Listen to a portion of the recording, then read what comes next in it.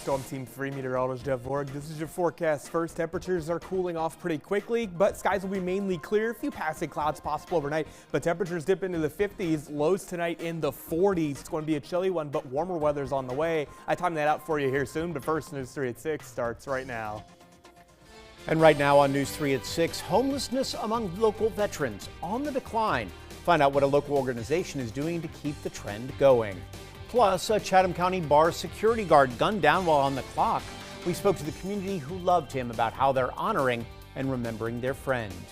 First, just under a year after a deadly DUI crash, a Richmond Hill family sees justice served. We have the details from an emotional courtroom. You're watching WSAV on your side. Now, WSAV News 3 at 6.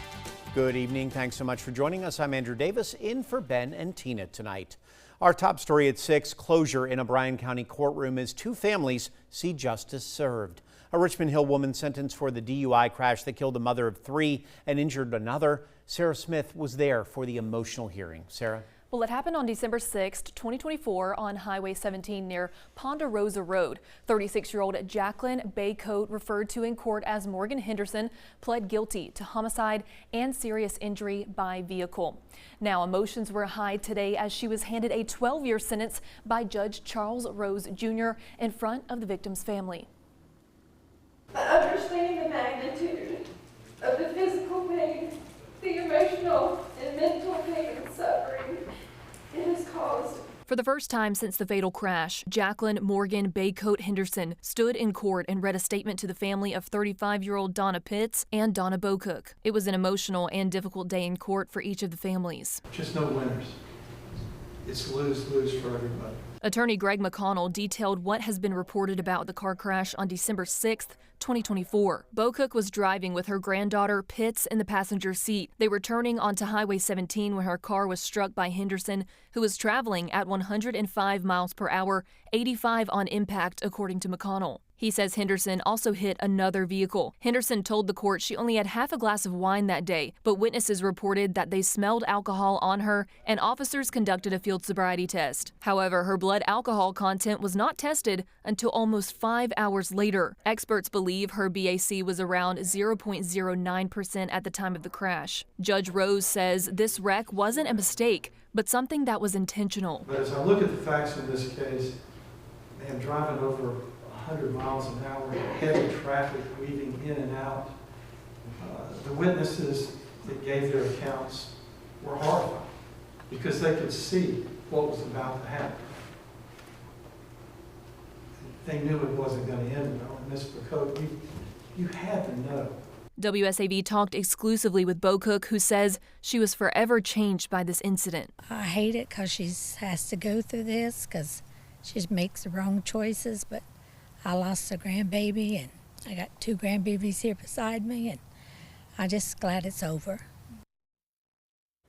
Henderson hugged her loved ones and was immediately taken into custody after this hearing. She will serve 4 years in prison and the remaining 8 years on probation. Sarah Smith, WSAV News 3, on your side. Sarah, thanks so much. It's now been 1 month since the mass shooting at Willie's Bar and Grill on St. Helena Island. It's a tragedy that left 4 people dead and more than 20 others hurt. Tonight, many in the community still waiting for answers. So WSAV started asking some more questions. As soon as tomorrow, we could finally get some of those. Probably the next opportunity that I'll have to do it, where I'll actually be able to deliver information, is probably next week. Those were Sheriff P.J. Tanner's words back on October 18th, which was just 6 days after the shooting. At that time, he said he hoped to have updates and possibly arrests within a week. But now, nearly a month later, no new details have been released. So WSAV reached out to the sheriff's office with some of those questions, including where the investigation stands, whether there are any suspects or persons of interest, and if any arrests have been made. While the agency didn't directly answer those questions this afternoon, they did announce that a news conference on this case is set for tomorrow morning. WSAV will be there. We'll live stream the sheriff's remarks starting at 11 a.m. on WSAV.com. Well, only on News 3, a convicted Lowcountry murderer says he deserves a second chance in court, claiming his attorneys kept critical information from him. When we get to court, they asked for life, for the maximum added plea court, they asked for life. And he didn't object, which I think that he should have, or what he told me was a lie. Now, WSAV was the only station there as Jimmy Green testified at his post-conviction relief hearing. Green claims the state lied to him, telling him prosecutors wouldn't seek a life sentence if he pleaded guilty. He's accused of being one of the gunmen who shot and killed DJ Fields in March of 2021. It's a deadly case of mistaken identity. Green entered a guilty plea last year, was sentenced to 40 years in prison. It's a decision, though, his former attorney says Green never objected to. Did Mr. Green ever request that you file a motion to reconsider the sentence? No. Did Mr. Green ever ask you to file a notice of appeal? No, ma'am. Now Green asking for a new trial or a reduced sentence. A judge heard arguments from both sides. He's expected to issue a ruling in the coming weeks. Well, new at 6, 4 people from Swainsboro have now been arrested following a multi-agency investigation into child exploitation offenses. Now, the defendants include 34-year-old Jermichael Williams, 53-year-old Byron Willis, 35-year-old Samantha Reese, and 30-year-old Samantha Bradford.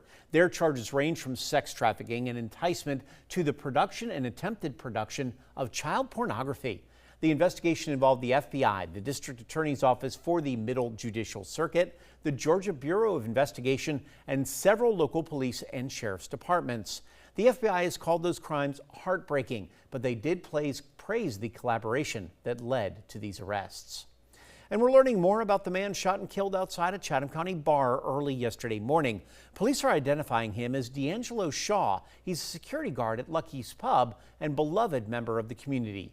WSAV's Tyler Nicole talked with friends who are now finding the ways they just want to honor his life and keep that memory alive. That's right, Andrew. D'Angelo, also known as Akon, was described by the people who knew him as loving, hardworking, and always having a smile on his face.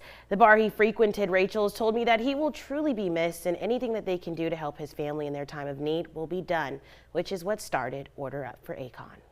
Friends and our family and our community is all that we have, and we have to support each other during these times. A patron turned into a friend. D'Angelo Akon Shaw was shot and killed early Wednesday morning while working security at Lucky's Pub. In honor of Shaw, owner of Rachel's Sports Food and Fun, Rachel started Order Up for Akon. You can order a shot, beer, his favorite food, lemon pepper wings, or just give a donation, and all proceeds from today until Sunday will go directly to his family. We are all so proud of him and everything that he accomplished, and he touched so many lives that we wanted to be able to, help his family in any way that we can. Rachel says Shaw was a regular, and she loved seeing him achieve his goals. He was a mentor with veterans through Heroes in the Sky and a member of the Rough Riders Biking Club. She says he was a big part of their bar family, and she hopes the community helps support the people he loved the most during this tragic time. Whether it was working with the foundation that helped the veterans, building his clientele and building his business with Planet Fitness, his school career. I mean, he touched so many lives that it's just stunning to see, the amount of people affected by this. The man arrested in connection with Shaw's death is 45-year-old Jeremy Scarth. The investigation is ongoing. Other fundraisers are also going on. Shaw's mother, Tammy Patrick, has set up a GoFundMe, and we do have that link on our website, WSAV.com. Tyler Nicole, WSAV News 3, on your side. Tyler, thank you so much. Well, workouts and classes at Georgia Southern University's Recreation Activity Center, they were temporarily disrupted this morning after a chemical spill prompted an evacuation. Officials say an employee reported a leak of hydrochloric acid inside the building. Georgia Southern's Emergency Management Director Eric Reiner told WSAV that building was closed for about an hour while crews worked to contain the leak. The all clear given just before 11:40 this morning, and normal operations have since resumed. Well, we did honor veterans earlier this week, but one local organization working year-round to make sure they have a safe place to call home. The Interagency Council on Homelessness celebrating more than 4 years of efforts to end veterans' homelessness. WSAV's Jillian Cole joins us now to show us how they're making it happen. Stephanie Capel, Executive Director of the ICH, says through projects like the COVID Dundee Tiny Home Village and connecting veterans with resources they need beyond housing, veteran homelessness has dropped by 85% since 2021. In meetings, and we're going, wow, look at this number of veterans who are homeless, and it's going down in our community. Capel says that's happened because of the work of the ICH partners over the past 4 years, out in the community, logging the services they receive into the Homeless Management Information System, showing them what's working and how many veterans have been helped. She says veteran homelessness is now only 5% of the homeless community, but the work isn't over. Let's do this for seniors. Let's do it for our families that are staying in hotels or, conditions that really aren't great for children. Let's do this for anyone in our community who needs housing, because what we can see is when we do this, not only do we get them housed, we get them to housing independence. The efforts started first with the COVID Dundee, second with the Dundee Cottages in Savannah, and now is growing into Pooler, Garden City, and more. Jillian Coles, WSAV News 3, on your side.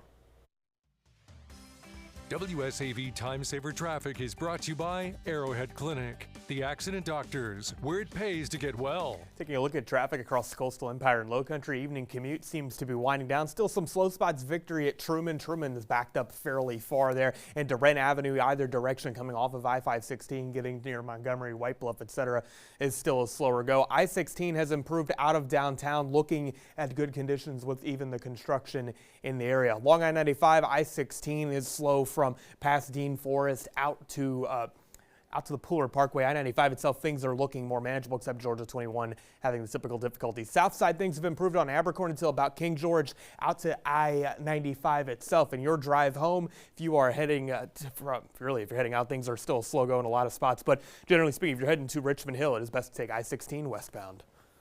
Well, up next, WSAV honoring a local teacher making a big impact in her students' lives. We're going to meet Miss Alana Sandifer, a middle school language arts teacher who's helping shape the future of children on Isle of Hope.